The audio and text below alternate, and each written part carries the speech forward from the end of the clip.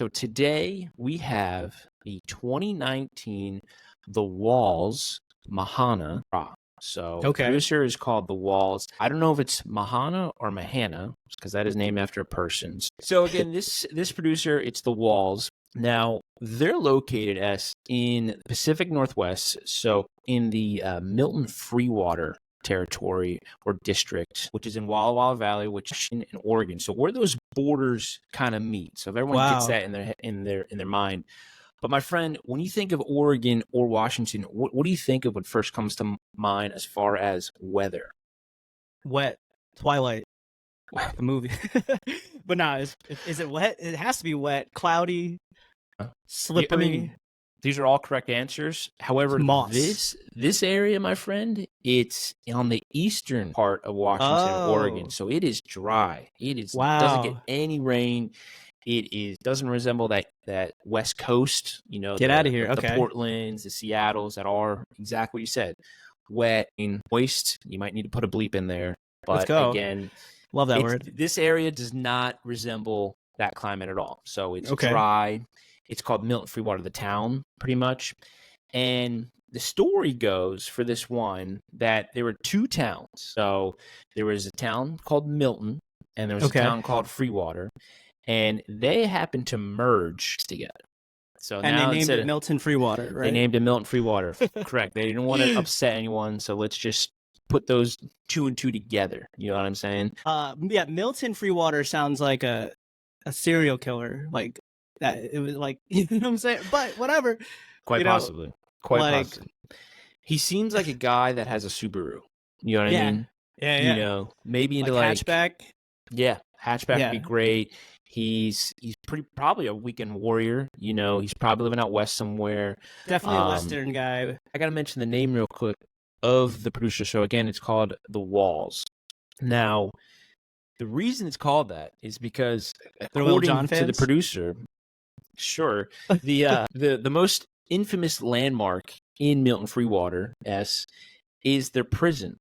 So it's called so it's named after the prison. That's what the locals call it. They call it The Walls, or it's also been known to be called Concrete Mama, which kind of a badass name. Hell yeah. I do think it's like it's a woman that you don't mess with. You don't cut her off in carpool. Like do not call her at work. Like that's Don't make her come and have to pick you up. You know what I mean? Yeah. Hey, Concrete Mama. Yeah, of course. Again, back to Milton Freewater real quick. So this area, again, the two towns merge. And where Mr. Mahana, where he comes in, he was the head of Freewater. So when the two towns merged, Milton, this might come as a shocker for everyone, was a dry town. So no alcohol there. Sounds like a dry Milton. Totally sounds like a dry. You rep Milton? All right. Yeah. Freewater. Yeah, I'm a Freewater cat. And Mr. Mahana, he ran Freewater, and he's like, look, I'm trying to get more people to not just have water, So the Walls producer, they made this in honor of him, and again, that's why it's called The Walls Mahana Syrah. So beautiful. Sounds like a great dude. Just to give a quick overview of the wine, so it is mostly Syrah, so it's a little bit of a blendy boy. So we got 75% Syrah, 24% Grenache, and then 1% Viognier, which is actually a white wine, which we'll talk about our wine takeaways at the end. So stick around, especially those tier 3, tier 2 cats. They'll definitely want to hear this. But yeah, I mean, it's definitely it's a big boy wine. This isn't a wine, for the Bunny Slips crowd. This is one where it's like, all right, you learned a pizza and French fry. You're starting to get down the mountain. You can definitely do some blues. I've said it before, man. Syrah is that interesting Cabernet Sauvignon. So if you like Cabernet Sauvignon, you'll love it. Drink more Syrah. I'm a Syrah fan. Oh, yeah. Again, it is how I've described it in the past for folks. It is that cool, interesting aunt, uncle, maybe cousin that is always traveling somewhere. They were in Monaco, then they were in Tokyo, and then Maldives. But they're not pretentious about it. Maybe they do something. Because they use miles. I get it. They use miles. Yeah, they totally use miles. We're good on that, bro. We got a million miles. Yeah. They're big points, folks. Yeah. Oh yeah. But they got all these stories. It's not. I'm gonna get off front real quick. Syrah is not the student who studied abroad for 2.5 weeks in Spain and starts saying Barcelona. Like, it's not that. With the It's not that. TH? Yeah, it's not that one. It's not the one whose life has changed being abroad for 2 weeks. It's not that. That person's It's annoying. the We all know vet. that. It's the I get it. It's a person that might have multiple passports, you know what I'm saying? Or wears a scarf really nice. Carmen Sandiego. We're on the same boat. Probably has a great leg cross when they sit down. Like, how are you doing that? People have mastered that, by the way. Back to the wine. Now we give it a little. Dude, let's talk about it because I've been drinking it and I'm loving it, by the way. But anyway, go ahead. Hell yeah. School me. That's right exactly now. what we're looking for, man. We're looking for wines here at Sips and Sneaks that people are gonna love. I mean, look wise, it is kind of what you're saying. If you're not able to pull it up right now, don't worry. It'll be on our socials for you to look at, watch. You're absolutely right. It's dark and inky, purple. Yes. What would you equate it to? Omar. And I'm talking about his character, by the way, not like his actual complexion. So really good save there. So this, again, super, super dark. You could see, again, we've been over this in the past, though. When you swirl the glass, you could see those legs. That is the alcohol. Straight legs. Group legs, you feel me?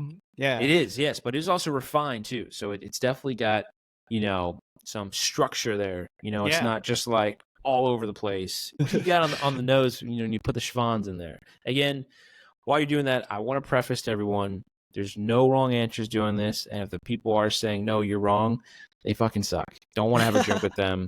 So what do you got when you first impressions? A lot of just different berries. You know what I'm saying? Like, not like cherry, not grape, nothing light. This is a heavy hitter. You're getting thrown. You're on stage bombing, and people are throwing shit at you, and you get a fucking plum to the face. You get up. You know what I'm saying? I'm thinking, I'm thinking like if David Blaine was performing for a medieval crowd, that's what I'm thinking. He's getting the plum to the face and then just disappears. What? Yeah. Plum? What are you talking about? Don't throw tomatoes, you knucklehead. Plums. But you're right with the berries. You're right with the berries. Okay. So I'm getting like a lot of dark fruits. I'm getting like blackberry. I'm getting like plums are great. I'm getting like dark blueberry. I'm getting raspberry as well. So also like bramble-ish. So here's a little school me on what the fuck bramble is. This is a little tier 1, tier 2 for you, my guy. Any bramble, we're talking like the raspberry families. We're talking like raspberry, black raspberry, that like dark kind of fruit. So that kind of vibe where it's not just like totally dark fruit. There's some red fruit. So I get raspberry in it too. You know what I'm saying?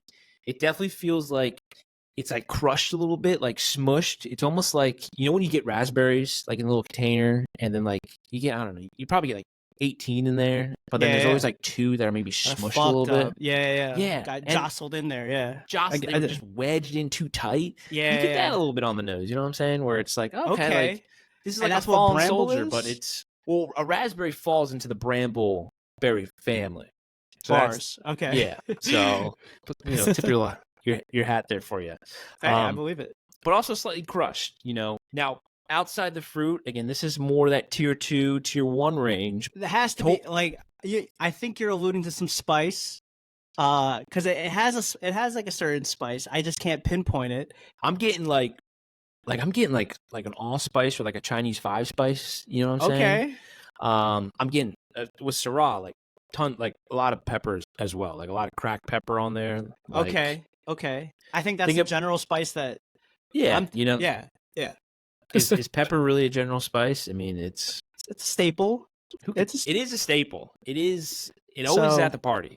Yeah. Always on the table. Gotta be. I get like the faintest.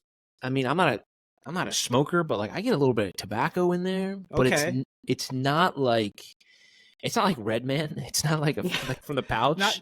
Okay. It's not dip. It's not okay. So you're getting like I'm getting like pipe tobacco, where it's like and that comes from just like I don't know. This is almost kind of like back to Syrah in general, where it's like you got that more interesting aunt or uncle that's like come to my study. Let's sit down in a chair and I'll light the pipe up, and it's like okay. You're thinking like damn, there's a study in here. Like who has a study anymore? Like, yeah, right. I feel that. Who's got that ladder with the books on it? With like, the books? Yeah, dude. There's like, no way you've read all these fucking books, There's dude. no way he has more than 10 books in his house. Like, I don't know. Everyone's reading digitally. But your uncle, that's cool as fuck. That is the definition of Syrah. Has that shit in his study with the pipe. I get it. I think this is a little bit of a cliche, but let me know if you agree. Mm-hmm. They probably got in that study that globe, that big ass globe that you can spin, and you can open and there's whiskey in it. I feel, they're so cool. Those are sick. Yeah, those are sick. You know, you go in there, you spin around, put your finger on it, and he's like, "I've been there multiple times," or something like that. Yeah. And you're just like, "What have you done?" Again, tell me, what are you kind of feeling when you do drink this? So again, it's no wrong answers. What does it feel like? This is Omar in a glass, bro. Like, I'm telling you, I feel fucking like I'm a shotgun wielding thug that's about to just rip these motherfuckers for their shit. And you know what? I'm about it. He's the hero of the show. I'm about it. So this is Omar in a glass. Hey, I mean, who's gonna say no to that? I mean, that's not bad at all. Like, I love that comp. You know, Omar rocks. I think this wine rocks. It's definitely big body. So it's definitely in that big category. You know what I mean? Okay. Where you can feel this wine. It's dense. It's rich, but again, it's not. It doesn't weigh you down. So it is big, but it's not like a anchor. You know what I mean? Right. Yeah. So it's definitely got some like a energy. Parachute. You know, it kind of we're floating down. This is big. But you feel I've never skydived or anything like that. I don't know if I want to. Yeah, it looks sick. So again, actually it does not look sick. Like, I don't know. Anyway, neither here nor there. I'm in the same camp. Again, to backtrack for everyone at home, again, this wine feels like a parachute from two folks who've never ever put on a parachute ever. So take that with how you want it. So yeah, that again, it is dense, but it's not an anchor. You know what I'm saying? Where it's like, this isn't a wine that's not gonna, like, you could drink this on the couch on a weekend and love it. And it's not gonna be like just a palate wrecker. It's gonna be always have nuance, always have a different story, always talk about their time in Istanbul or anything like that. Nice. You know, it's not that story you want to blow your head off listening to your in-laws say for the 15th time at Thanksgiving. Let's pivot real quick to taste then. What are you getting on the palate when you take that sip? I'm telling you, it's that spiciness, and it has that. But I don't know. I smell the bramble, if you will. If that's the berry that we're gonna call it. Wait, is bramble a type of berry, or is it what it becomes? It's what it becomes, right? Like, I gotta be honest with you. This is the third time I explained it. It is. It is, my friend. It is a category of fruit. So it's like I get caught up on the word bramble. It's a weird word, 100%. I don't know where they were thinking, but it's a category. So it's like bramble fruit is more like, again, like I said, the raspberry, the blackberry, the black raspberry. Never had a black raspberry. I'm not gonna say this tastes like black raspberry. So that's in the bramble berry family. Okay. Yeah. Okay. Well, anyway, detour. But I'm getting spice. I can't place the spice. Again, general spice, but it's probably the pepper. And pepper's great. Again, if you say pepper with Syrah, like, people are gonna be like, oh, they know what they're talking about. Yeah. You know. And just like overall, I think I'm getting more of the consistency of the body of the wine that is making, because it tastes like wine, right? But like, it has the depth. And then the body just adds to it. And you're just like, okay. Again, I'm geeking out over this shit because I fuck with it. Hard body karate. Like, this is what, if I seen this on the menu, the walls, Jon Snow, I'm going to be like, hey, like, you know nothing, I know everything. Give me that walls. All right. So yeah, I mean, you're absolutely right. And again, like I just said, there's nothing wrong with ever saying it's pepper. It tastes like pepper with Syrah. So that's not a wine takeaway. But if you want a tier 3.1, if you ever are in a situation where someone orders Syrah and you have it, say, hey, I get a lot of pepper on this. You be totally safe. And again, I get that cracked pepper. Spice wise, it is kind of like that clove allspice, maybe again that Chinese 5-spice little thing. Clove. If you want to be the tier 1, tier 2, I get a ton of fruit, like you're saying, and it is kind of like like we just mentioned, it doesn't weigh you down at all. So it's kind of like that upliftingness that we definitely talked about before, and that's kind of like floral-ish. You know what I mean? I like that floral. Yeah. I can taste that. Yeah. I mean, if you want to be super technical, that's why it comes back to like that the Viognier, that 1%, which we'll get to on my wine takeaways. That definitely adds a little bit to that. And again, back to that power, it almost reminds me when like a band hits like a chord really hard, like a D chord, like you feel it. It's just almost like a wine that, it just reverberates. It's almost like a wine that like maybe like, I'm not going to say like a heavy metal band would equate to, but I'd say like a rock, like maybe like a Metallica or something, you know, where it's like just Paramore? Like Paramore? Paramore, yeah. Again, shout out Paramore. If you're just listening in the car, get to our socials, because again, S does have a Paramore shirt. I'm very pleased that you have this reaction to, because it is a weekend warrior, man. It is like, I believe this is something that you should definitely savor, open for when you have that special night. Again, how I recommend probably enjoying it, S, is I did open this like an hour or so before we recorded to get some more life into it. Nice. Okay. Did you do that? If not, no worries. I did not. And as it's, to tell you the truth, as we're talking and as I'm sipping, I'm like, shit, it's getting better. So it's getting better. You know what? Is that how you enjoy this one? And you just kind of you decant and let it ride?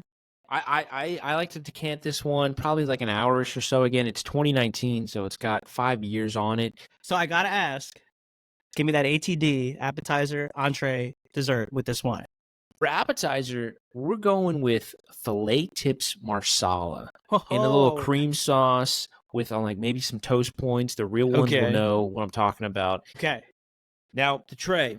For the entree, I'm going with baby lamb chops. Love me some lamb. And you grill it up, man. Perfect medium rare. I'd serve that with like a mint relish. Or we're muddling right now. We're muddling. Muddling. I'm gonna go maybe like a cilantro yogurt or something to a little Shut dip the in. fuck up. Okay. Just I mean, you need that mint relish, that counterbalance. Cilantro yogurt. I'm loving this shit. My God. All right. So what dessert? Where I was kind of leaning towards, I need the darkest of dark chocolates. Like I'm saying at least like 60-70% cacao, something like that. And I want to keep it simple. Like I'm talking a little bit of flaky salt, a little bit of Malden, a little finishing salt on there. Maybe some really good extra virgin olive oil, just drizzled. Like that's good shit. Again, at the end of the day, it's just food, and again, it's just wine. So, like, you just want to keep it simple as possible. And again, so especially if folks find this producer on a wine list, like they do. Again, if you are listening this long, thank you so much. We do appreciate it. Please like, subscribe, rate 5 stars. Let us know what we did right, what we did wrong.